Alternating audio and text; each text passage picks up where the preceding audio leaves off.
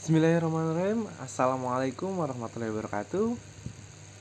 Perkenalkan, nama saya Iman Abadi, NIM 3520104229, kelas IE 20C6, Prodi Teknik Industri Fakultas Teknik Universitas Pelita Bangsa.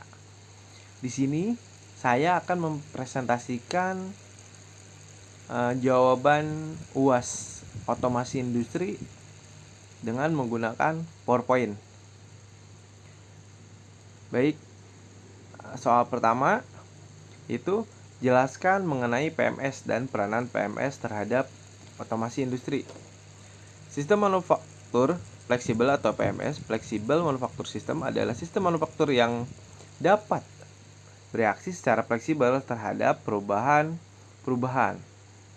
Dua macam perubahan sistem itu dapat berupa perubahan tipe produk yang akan dihasilkan machine flexibility maupun perubahan urutan proses dalam pembuatan produk atau routing flexibility.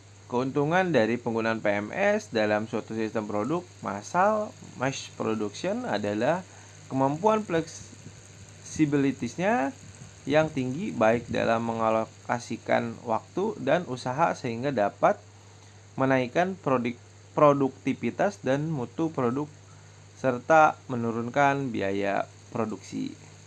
Nah, peran PMS sendiri ialah untuk mencapai fleksibilitas dan respon yang cepat yang dibutuhkan customer, maka diberlakukan flexible manufacturing system atau yang disebut PMS.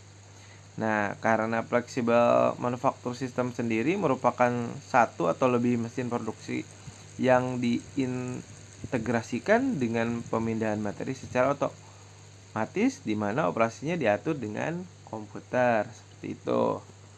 Nah, kita lanjut ke soal nomor 2, yaitu industri 3.0, 4.0 dan 5.0. Dilihat dari sisi otomasinya, jelaskan masing-masing dan apa yang membedakan dari ketiganya. Oke, yang pertama yaitu 3.0. Nah, revolusi industri volume 3 ini ditenggarai oleh perkembangan semikonduktor dan proses otomasi industri. Dengan kata lain, dunia sedang bergerak memasuki era digital. Industri manufaktur, industri kesehatan, industri pertanian, dan banyak dan sebagainya. Otomasi peralatan industri menggantikan peranan manusia dalam prosesnya. Pada satu sisi, perkembangan teknologi digital ini merupakan pekerjaan manusia, akan tetapi pada sisi lainnya ada resistensi dari para pekerja yang merasa kerjanya terancam tergantikan oleh peralatan yang mampu bekerja secara otomatis. Perkembangan perangkat komputer yang begitu pesat hingga awal milenium kedua juga membawa perubahan signifikan dalam kehidupan manusia. Ragam aktivitas sebagai manusia mulai terintegrasi dan oleh perangkat komputer, di antaranya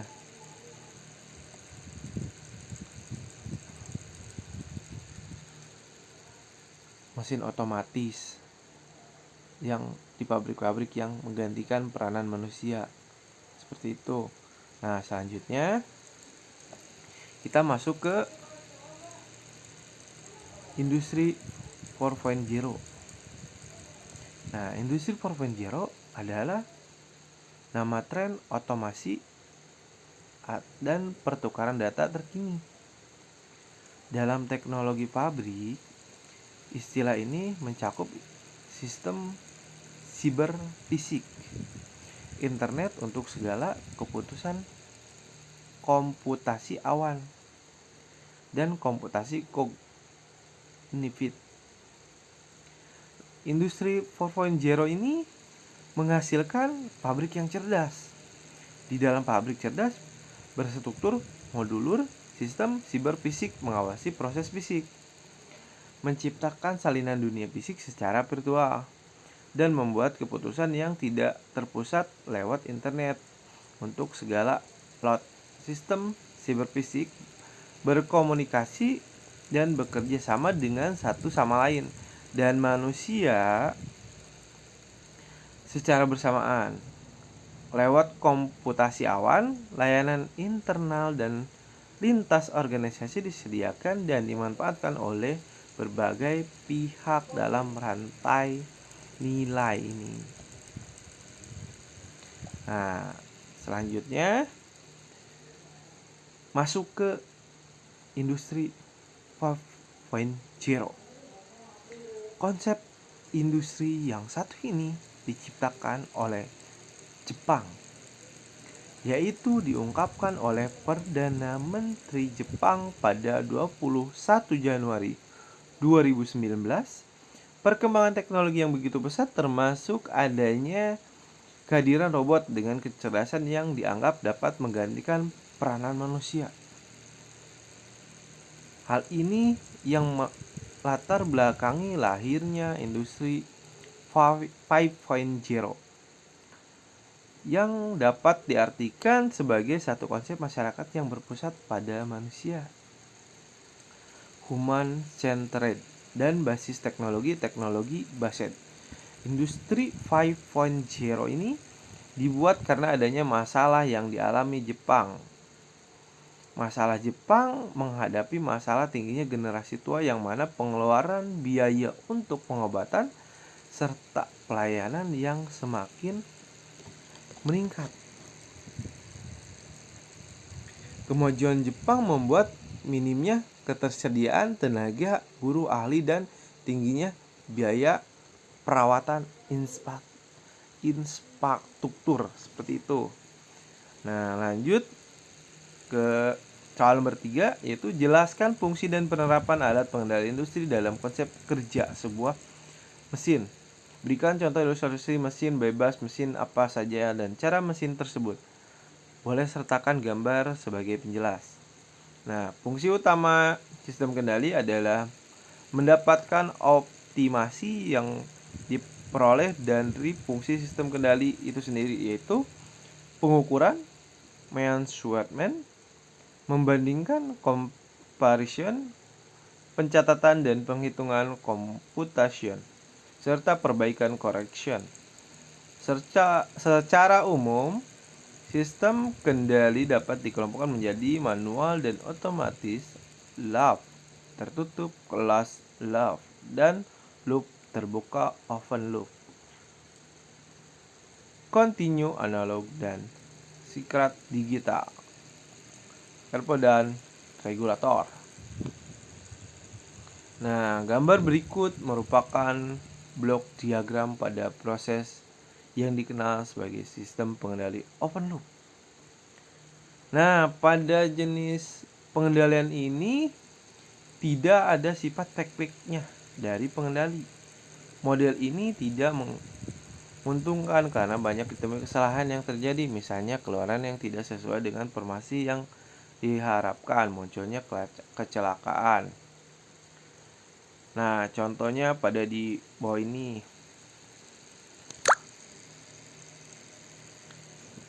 Set point pengendali,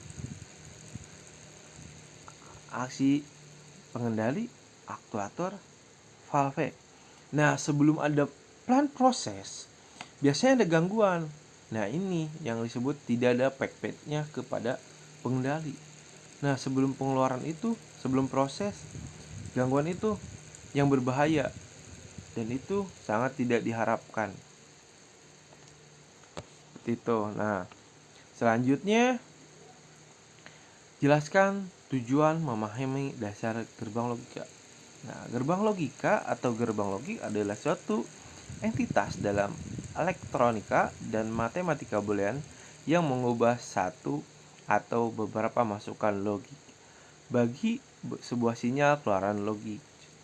Gerbang logika terutama diimplementasikan secara elektronis menggunakan dioda dan transistor transistor. Akan tetapi dapat pula dibangun menggunakan susunan komponen-komponen yang memanfaatkan sifat-sifat elektronik, magnetic relay, cairan optik, dan bahkan mekanik. Logika merupakan dasar dari semua penalaran reasoning. Untuk menyatukan beberapa logika, kita membutuhkan operator logika, dan untuk membuktikan kebenaran dari logika, kita dapat menggunakan tabel kebenaran. Tabel kebenaran menampilkan hubungan antara nilai kebenaran dari posisi atomik dan tabel kebenaran suatu persamaan logika atau posisi. Bisa dicari nilai kebenarannya. Tabel kebenaran pasti mempunyai banyak aplikasi yang dapat diterapkan karena mempunyai fungsi tersebut. Sebenarnya ini dapat mendesain satu rangkaian logika. Dalam makalah ini bagaimana peran logika terhadap pendesainan suatu rangkaian logika. Nah, di sini ada jenis-jenis gerbang logika, di mana ada gerbang logika N, gerbang logika NAND, gerbang logika NOR, gerbang logika XOR, gerbang logika XNOR, gerbang logika NOT, dan gerbang logika OR. Nah, sebagai ilustrasinya seperti ini. Budi ingin melamar Siska, namun ibu Siska memberikan syarat kepada Budi, harus mempunyai minimal emas 20 gram, harus menunggu Siska lulus S2 hingga 2 tahun lagi, dan Budi harus sudah bekerja. Nah, namun setahun kemudian Budi datang dengan membawa emas 100 gram dan sudah memiliki pekerjaan. Nah, di sini apakah masuk gerbang logikanya? Nah, jawabannya tidak, karena ada salah satu syarat yang Budi lewatkan. Nah, di sini pasti akan menggunakan dari salah satu gerbang logika yang ada di sini. Seperti itu contoh dalam kehidupan sehari-harinya. Nah, yang kelima, berikan penjelasan mengenai PLC dan cara kerjanya. Nah, PLC memiliki kepanjangan yaitu program logic control. PLC adalah komputer elektronik yang mudah digunakan, user friendly, yang memiliki fungsi kendali untuk berbagai tipe dan tingkat kesulitan yang beraneka ragam. Definisi program logic control menurut Capia 1982 adalah sistem elektronik yang berfungsi secara digital dan didesain untuk pemakaian lingkungan industri, di mana sistem ini menggunakan memori yang dapat diprogram untuk menyimpan secara internal instruksi-instruksi yang mengimplementasikan fungsi-fungsi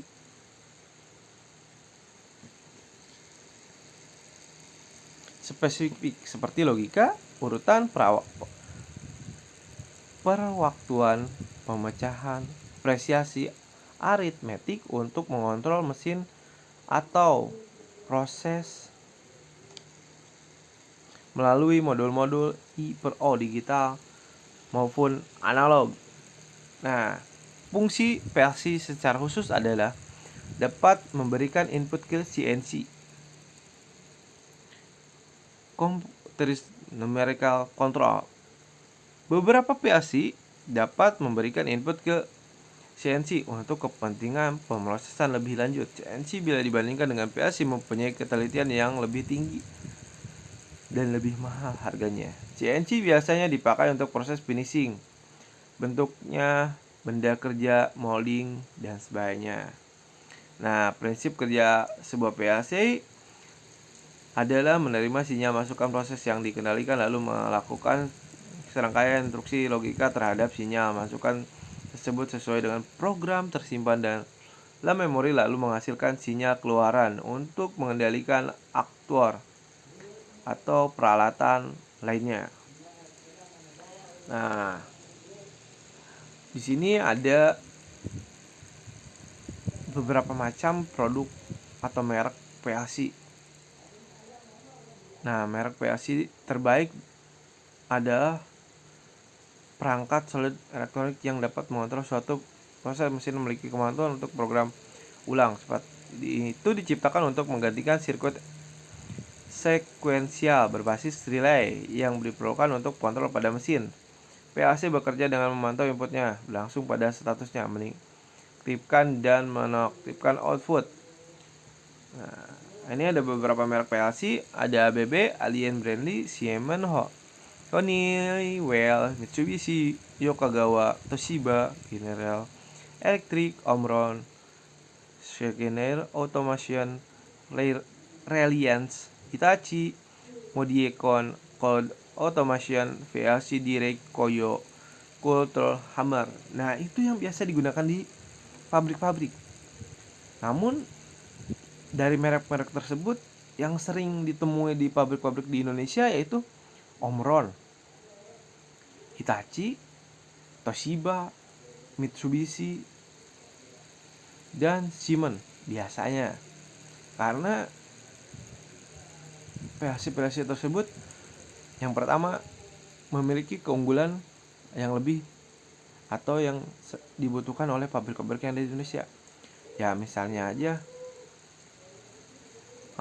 pabrik saya pribadi menggunakan PLC Toshiba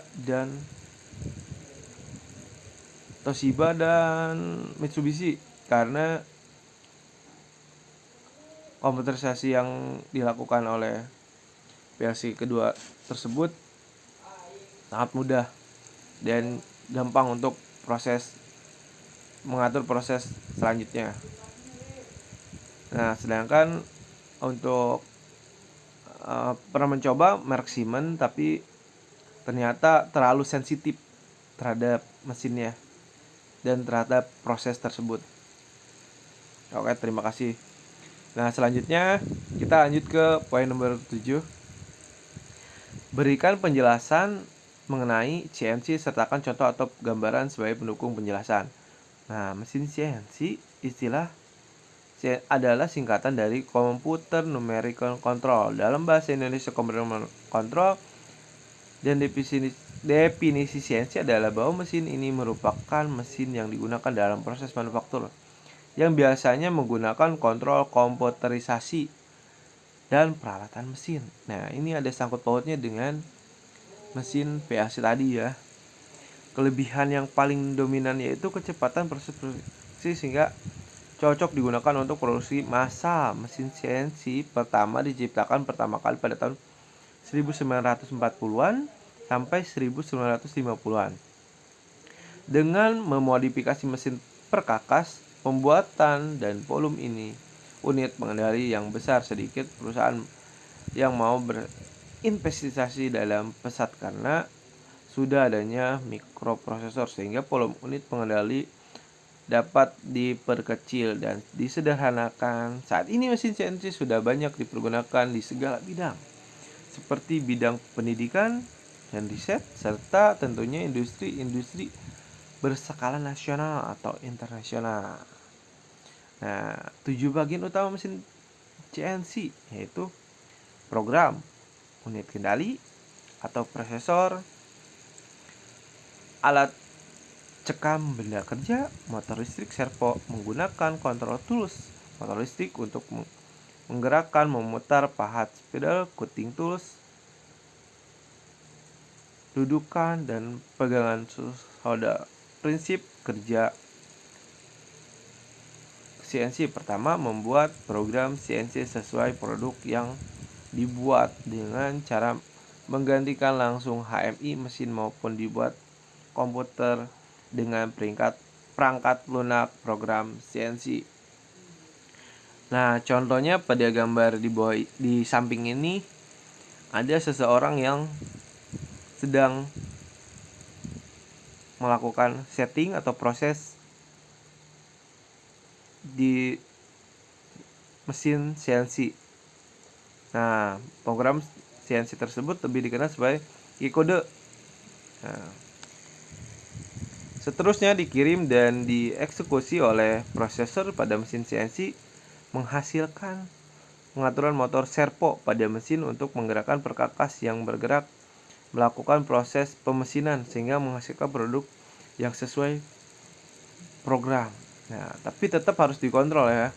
Walaupun sudah kita setting sebagai mana program, tapi tetap harus dikontrol untuk melakukan atau menghidupkan mesin CNC menggunakan mesin CNC ya. Baik, terima kasih. Mungkin sekian yang bisa saya jelaskan atau yang bisa saya jawab mengenai soal UAS ini. Bila lebih dan kurangnya mohon dimaafkan, karena saya adalah mahasiswa yang sedang belajar untuk menjadi mahasiswa yang lebih baik lagi dalam bekerja ataupun dalam memahami proses pemesinan.